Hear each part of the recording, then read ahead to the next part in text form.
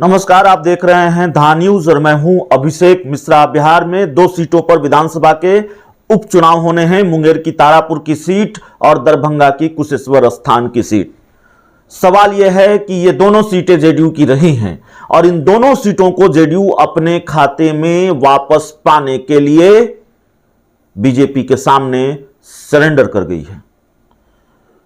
यह सवाल यूं ही नहीं है, यह सवाल इसलिए है क्योंकि एक प्रेस कॉन्फ्रेंस हुई, कल एनडीए की साझा प्रेस कॉन्फ्रेंस हुई और उस प्रेस कॉन्फ्रेंस से जितनी तस्वीरें सामने आई, उस प्रेस कॉन्फ्रेंस के जितने मतलब निकाले जाए, वो यही संकेत देते हैं कि जेडीयू के लिए साख का सवाल है। यह बिहार का उपचुनाव वाकई सत्ता का सेमीफाइनल है, बिहार विधानसभा का उपचुनाव, और हर हाल में जेडीयू इसे जीतना चाहती है।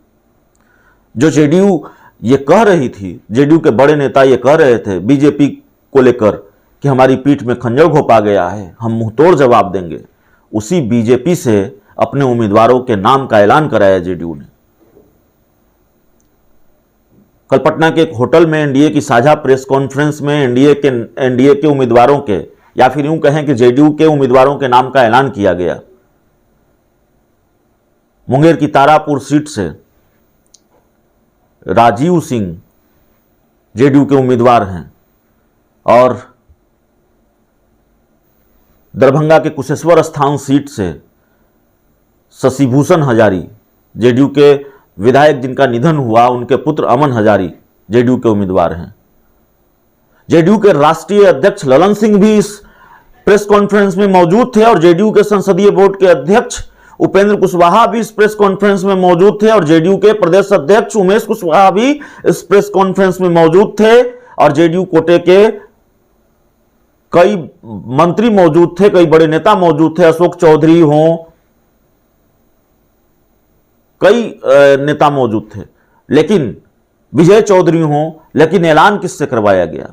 बीजेपी के प्रदेश अध्यक्ष संजय जायसवाल ने नामों की घोषणा की। जेडीयू के उम्मीदवारों के नाम का ऐलान संजय जायसवाल कर रहे थे। सम्राट चौधरी भी इसी प्रेस कॉन्फ्रेंस में थे। बिहार के डिप्टी सीएम तारकिशोर प्रसाद भी थे। तो क्या जेडीयू को डर है कि कहीं बीजेपी भीतरघात न कर दे, या फिर जेडीयू को यह अंदेशा है कि बिना बीजेपी के हम ये दोनों सीटें नहीं निकाल सकते? जेडीयू को बीजेपी की जरूरत है और इसलिए जो तमाम बातें कही जा रही थी, उपेंद्र कुशवाहा बहुत दहाड़ रहे थे और ये कह रहे थे कि हमारी पीठ में खंजर घोंपा गया है, गठबंधन में रहते हुए गठबंधन के साथी को हराने की कोशिश है, हम मुंहतोड़ जवाब देंगे। लेकिन मुंहतोड़ जवाब देने के बदले जेडीयू सरेंडर कर गई है।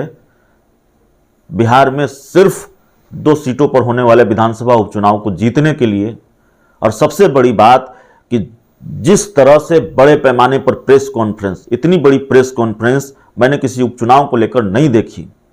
अगर आपने देखी हो तो कमेंट कीजिएगा, बताइएगा।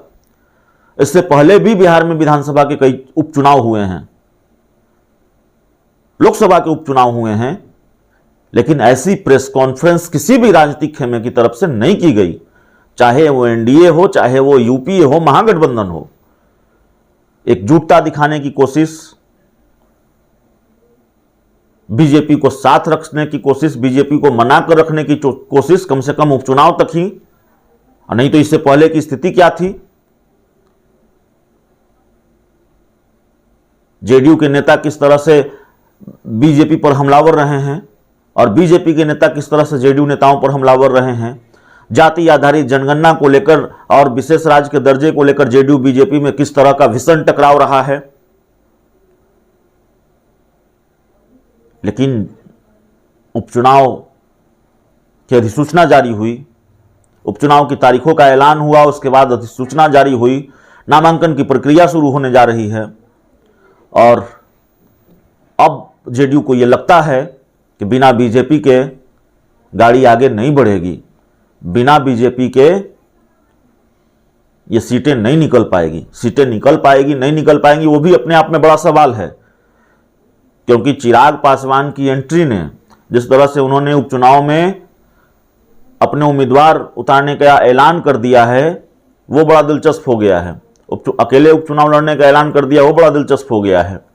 तो जेडीयू की राह आसान नहीं है उस उपचुनाव में, लेकिन कल जिस तरह से प्रेस कॉन्फ्रेंस हुई, जिस तरह की तस्वीरें सामने आई, वो साफ ये बताने को काफ़ी है कि विधानसभा की 2 सीटें जीतने के लिए जेडीयू एक तरह से सरेंडर है बीजेपी के सामने। जेडीयू किसी भी हाल में बीजेपी को मना कर रखना चाहती है, चाहे वो उपचुनाव तक ही क्यों न हो। इस पूरी रिपोर्ट में इतना ही, इस पूरी खबर में इतना ही। बहुत बहुत धन्यवाद।